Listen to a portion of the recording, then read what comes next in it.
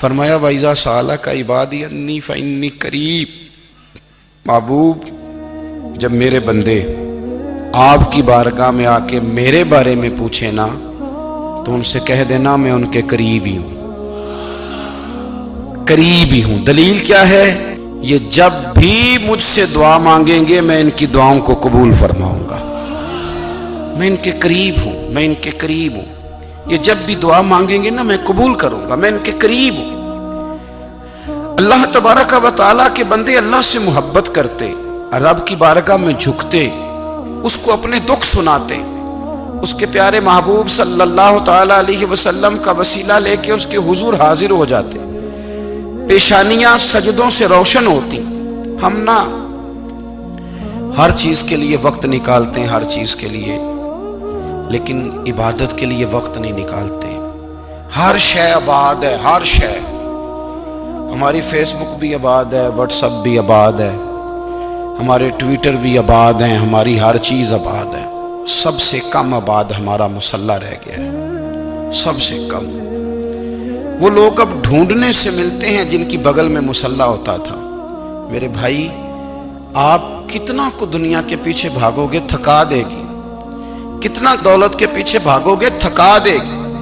آپ جب اپنی زندگی میں جمع تفریق کرو گے نا تو مرتے وقت احساس ہوگا کہ سارا کچھ تو لوگوں کے لیے کیا، اپنے لیے تو کر ہی کچھ نہیں سکے۔ اور ہم عبادت کے معاملے میں بہانے بازی بھی کرتے ہیں۔ ہم کہتے ہیں اوہو رزق کمانا بھی تو عبادت ہی ہے نا، تو میں حلال روزی کے لیے جا رہا ہوں، یہ بھی تو عبادت ہے نا۔ میری طرح کے لوگ کہہ دیتے ہیں کہ میں سویرے اٹھ کے مدرسے میں کچھ اسباق دیکھتا ہوں تو یہ بھی تو عبادت ہے، میں بیان کرنے کے لیے مطالعہ کرتا ہوں تو یہ بھی تو عبادت ہے نا، اتنے لمبے سفر کر کے ملک میں دنیا میں گھومتا ہوں تو یہ بھی تو میں عبادت ہی کر رہا ہوں۔ اب اسپیشل نفلوں کے لیے وقت کس طرح نکلے، اسپیشل کر کے تسبیح میں کیسے چلاؤں، میں سارا کچھ ہم بہانے بنا لیتے ہیں نا۔ میرا سوال یہ ہے کہ یہ ساری باتیں صحابہ کو، نبی کریم کو، دیگر لوگوں کو بھی تو پتہ تھی نا، لیکن آپ غور تو کریں 23 سال حضور کو وقت ملا، مختصر وقت ظاہراً تبلیغ کرنے کے لیے، پوری دنیا میں دین بھی پھیلانا ہے۔ گھر میں 11 ازواج ہے، 4 بیٹیاں ہیں، ان کی اولادیں، سارے کام کاج بھی دیکھنے، لیکن سیدہ طیبہ طاہرہ حضرت عائشہ صدیقہ رضی اللہ تعالیٰ عنہ فرماتی ہیں سارا دن تبلیغ کرتے، ہر غلام کے دکھ سنتے، گھر میں آتے تو اپنے گھر والوں کا خیال کرتے، کام میں ہمارا ہاتھ بٹاتے۔ قربان جاؤں، کہتی ہیں زمانہ سارا سو جاتا لیکن آمنہ کے لال مصلی بچھا لیتے۔ دنیا سو گئی، ساری سب سو گئے، جو خدام تھے، وہ جو غلام تھے وہ سو گئے۔ صحیح مسلم میں لفظ ملیں گے، سیدہ پاک فرماتی ہیں او میرے نبی کے غلاموں، میں نے یہ رنگ بھی دیکھا ہے کہ حضور نے اتنا کھڑے رہے، اتنا قیام کیا، اتنا قیام کیا کہ مقدس پیروں میں ورم آ گئے، سوج گئے پیر، اتنے بڑے۔ دل پہ ہاتھ رکھ کے نہیں بتا سکتا کہ میرے کبھی نماز میں پیر سوج گئے، کوئی نہیں بتا سکتا۔ بچوں کی روٹی کماتے تھک گئے بات الگ ہے، ہم سیر کرنے گئے تو تھک گئے بات الگ ہے، لیکن عبادت میں یہ بھی تو مسلم شریف ہے نا، یہ بھی تو دین ہے نا، یہ بھی تو حضور کی سنت ہے، یہ بھی تو وہ چیز ہے جو کریم کی آنکھوں کی ٹھنڈک ہے۔ سیدہ فرماتی ہیں پیروں میں ورم آ گئے، اور ساری رات ہی حضور نے نماز پڑھی اور ایک ہی آیت بار بار دہرائی۔ مسجد نبوی میں بلال حبشی نے فجر کی اذان دے دی اور حضور ابھی مصلی پہ تھے، کریم فارغ ہوئے، میں نے عرض کی یا رسول اللہ صلی اللہ علیہ وسلم آپ کے تو صدقے اللہ اگلے پچھلوں کے گناہ معاف کرے گا، تو آپ اتنی آہوزاری کیوں فرماتے ہیں؟ آپ تو شفیع ہیں، آپ تو انبیاء کے امام ہیں۔ تو حضور نے فرمایا عائشہ تم نے گنوایا ہے نا میرے اللہ کی مجھ پر کتنی رحمت ہے، افلا اکونا عبدا شکورا، فرمایا اگر اس نے اتنی نعمتیں دی ہیں تو کیا میں اس کا شکر گزار بندہ نہ بنوں، میں شکر گزار بندہ نہ بنوں اس کا؟ پھر اگر اتنی نعمتیں اس نے دی ہیں، مجھے اتنا نوازا ہے، تو پھر میں اس کے سامنے سجدے نہ کروں؟ او میرے بھائی، بڑے قابل فخر لوگ ہیں ہم کہ ہم نبی پاک کے غلام ہیں، ہم قابل فخر ہیں کہ نبی کریم کے غلام ہیں، کیا کبھی اس غلامی کے شکرانے میں بھی 2 نفل پڑھے کہ یا اللہ تیرا شکر ہے تو نے ہمیں حضور کا غلام بنایا ہے؟ یاد رکھیں کہ اپنی روحانی زندگی کو آباد کریں، استغفار پڑھیں، تسبیحات کریں۔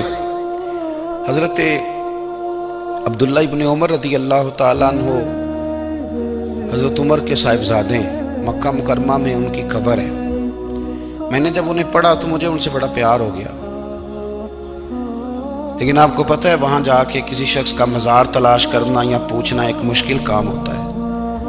تو ایک دفعہ میں مکہ شریف میں حاضر تھا تو ایک گاڑی والا ڈرائیور مجھے کہنے لگا کہ مولانا میں آپ کو جانتا ہوں، مجھے آپ سے محبت ہے، ایک بات بتاؤں آپ کو؟ میں نے کہا بتاؤ۔ کہنے لگے حضرت عبداللہ ابن عمر کی قبر دیکھنی ہے۔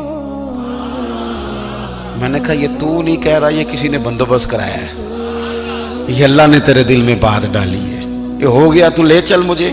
حضرت عبداللہ ابن عمر کو نبی پاک نے فرمایا تھا راجل صالح، یہ نیک بندہ ہے، یہ متقی آدمی۔ حضرت عبداللہ ابن عمر رضی اللہ تعالیٰ عنہ سیدنا فاروق اعظم رضی اللہ تعالیٰ عنہ کے صاحبزادے ہیں، اور ان کی ہمشیرہ سیدہ حفصہ رضی اللہ تعالیٰ عنہ حضور کی زوجہ محترمہ۔ ایک دن اپنی ہمشیرہ سے کہنے لگے کہ نبی کریم صلی اللہ تعالیٰ علیہ وسلم گھر میں آئے نا، اور اگر حضور غم امت میں پریشان نہ ہوں، طبیعت کو حشاش بشاش دیکھو تو ذرا پوچھنا تو صحیح حضور کا میرے بارے میں کیا خیال ہے، پوچھنا تو صحیح کہ کریم کی بارگاہ میں میرا کیا مقام ہے، میرے بارے میں حضور کیا فرماتے ہیں۔ اب بہن کو کام بتائے اور بتائے بھی بھائی، اور کوئی بہن وہ کام نہ کرے، یہ تاریخ میں ہوتا نہیں۔ حضرت عمر فاروق رضی اللہ تعالیٰ عنہ کی صاحبزادی ام المومنین رضی اللہ تعالیٰ عنہ فرماتی ہیں کہ میں تو بس منتظر تھی، انہوں نے تو کہا تھا نا کہ اگر تم حشاش بشاش دیکھو تو بات کرنا، لیکن حضور تشریف لائے، میری باری تھی، میرے گھر تشریف لائے، کھانا پیش کیا تو فوراً میں نے عرض کی حضور ایک بات پوچھنی تھی۔ تو حضور نے فرمایا پوچھئے۔ میں نے عرض کی حضور میرے بھائی عبداللہ ابن عمر کے بارے میں آپ کا کیا خیال ہے؟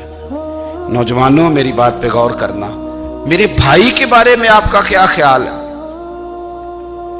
تو نبی کریم صلی اللہ تعالیٰ علیہ وآلہ وسلم نے میری طرف دیکھا اور پھر حضور زیر لب تھوڑا مسکرائے، اور بریلی کے امام کہتے ہیں کہ حضور مسکرا دیتے تھے نا تو جو بڑا دکھی ہوتا تھا وہ بھی ہنس پڑتا تھا۔ اب سوال پیدا ہوتا تھا کہ پھر تو اس مسکراہٹ کے لیے انتظار کرنا پڑتا ہوگا کئی مہینے کہ حضور مسکرائیں تو رونے والے ہنسیں، تو اعلیٰ حضرت فرماتے نہیں، انتظار نہیں کرنا پڑتا، یہ مسکراتے رہنا تو حضور کی عادت ہے۔ جس کی تسکین سے روتے ہوئے ہنس پڑے اس تبسم کی عادت پہ لاکھوں سلام۔ یعنی یہ تو عادت ہے حضور کی مسکراتے رہنا، اس کے لیے انتظار نہیں کرنا پڑتا۔ بھائیو آپ خیال رکھیں گے، غور کریں گے، حضرت عبداللہ ابن عمر رضی اللہ تعالیٰ عنہ کے بارے میں پوچھا تو سیدہ فرماتی ہیں کہ نبی کریم صلی اللہ تعالیٰ علیہ وسلم نہ زیر لب مسکرائے اور فرمایا حفصہ تیرا بھائی ہے تو اچھا، لیکن میں نے سنا ہے کہ عشاء کی نماز پڑھتا ہے تو فجر تک سویا ہی رہتا ہے۔ او نوجوانوں، 10 بجے تک سونے کی بات نہیں ہوئی، 9 بجے تک سونے کی بات نہیں ہوئی، 11 بجے اٹھنے کی بات نہیں۔ حضور فرمانے لگے میں نے سنا ہے کہ عشاء کی نماز پڑھ کے سو جاتا ہے اور فجر تک سویا ہی رہتا ہے، اسے چاہیے کہ تہجد کے وقت اٹھا کرے، اللہ کی بارگاہ میں حاضر ہوا کرے، آہوزاری کرے، سجدے کرے، عبادت کرے، اٹھتا ہے اور فجر میں جا کے اٹھتا ہے۔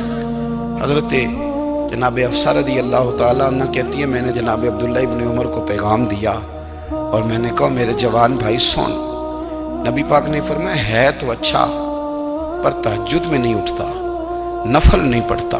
او میری ملت کے جوانوں، مزہ نہیں آ جاتا جب ساری دنیا سوئی ہو، ساری دنیا، اور بستر بھی گرم ہو اور نیند بھی پورا غلبہ کر رہی ہو، اور اچانک گھنٹی بجے دماغ میں، آنکھ کھلے، گھڑی پہ نظر پڑے، 3:30 4 بجے کا پیغام گھڑی بتائے، اور کوئی چڑھتی جوانی والا اٹھ کے وضو کرے، اور جب وہ مصلی کھول کے بچھائے تو مدینے والے محبوب کہتے ہیں کہ ہر نماز پہ رب ثواب دیتا ہے، اور جو اٹھ کے تہجد کی نماز پڑھے اسے دیکھ کے تو رب مسکراتا ہے، جو اس کی شان کے لائق ہے، جو اس کی شان کے لائق، وہ مسکراتا ہے، خوش ہوتا ہے کہ میرا بندہ تہجد میں اٹھ گیا، وہ مسکراتا ہے۔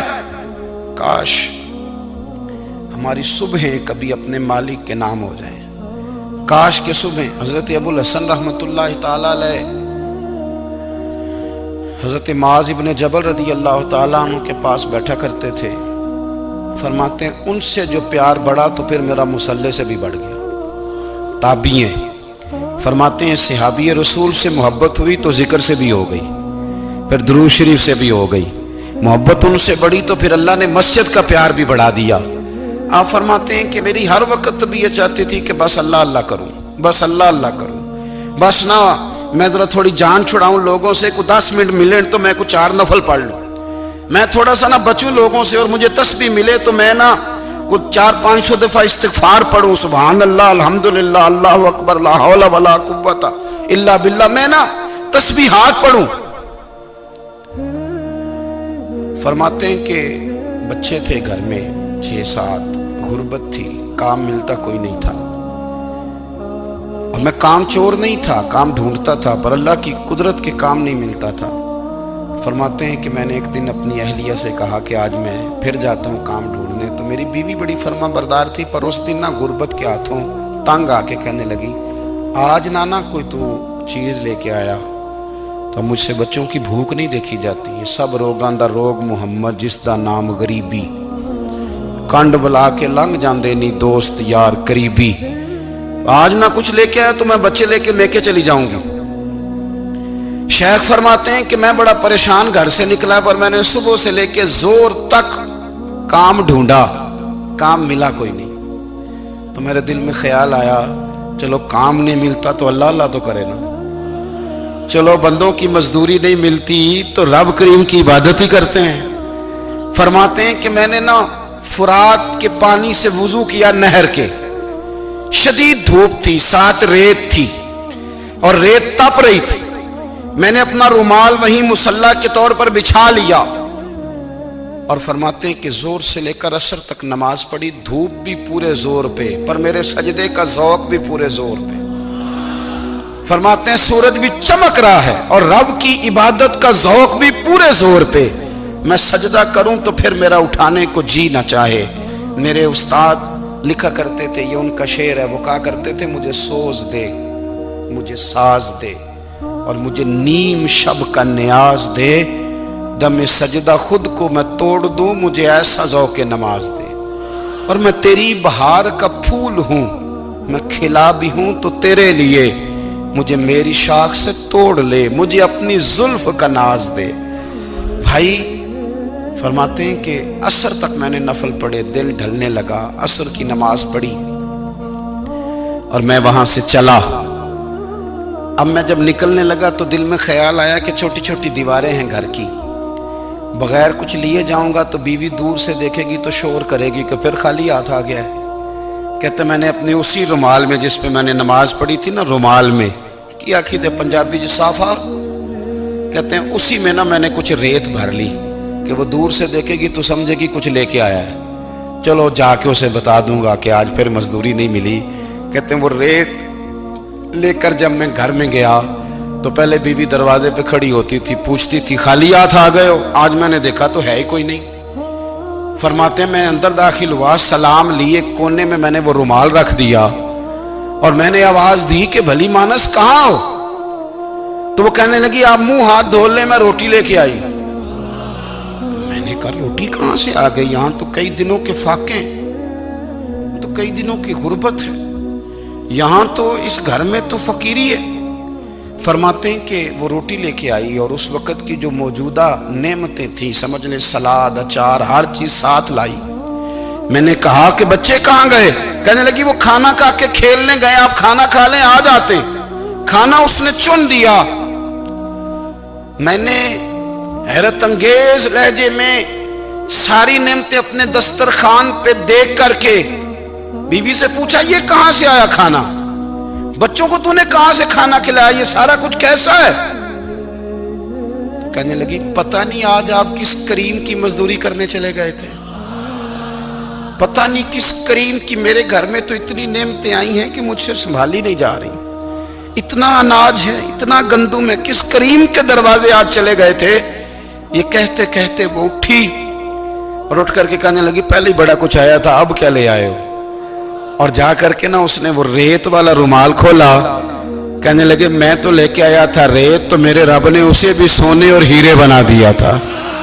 جب آپ کی توجہ اللہ کی جانب، میرے نبی پاک صلی اللہ تعالی علیہ وسلم نے فرمایا ہر چیز اپنے رب سے مانگ، ہر چیز مانگ، ہر چیز مانگ۔ یا رسول اللہ کیا کچھ؟ میرے محبوب نے فرمایا تیرے گھر میں نمک بھی ختم ہو جائے تو وہ بھی اپنے رب سے مانگا کر، تو مانگنا وہ تجھے دے گا، تو اس کی بارگاہ میں کشکول طلب دراز تو کرنا۔ اور ترمذی شریف میں عجیب لفظ ہے، رسول کائنات نے فرمایا، رب کریم فرماتا ہے جب میرا بندہ ہاتھ اٹھاتا ہے نا تو مجھے حیا آتی ہے کہ میں خالی کیسے لوٹا دوں اس کے۔ اتنے بڑے بادشاہ کی بارگاہ میں دعا کی بڑی طاقت ہے۔ میرے نبی پاک نے فرمایا دعا مومن کا ہتھیار ہے، دعا مومن کا، دعا مومن کا۔ حضور نے فرمایا تقدیر کو سوائے دعا کے کوئی چیز نہیں بدل سکتی۔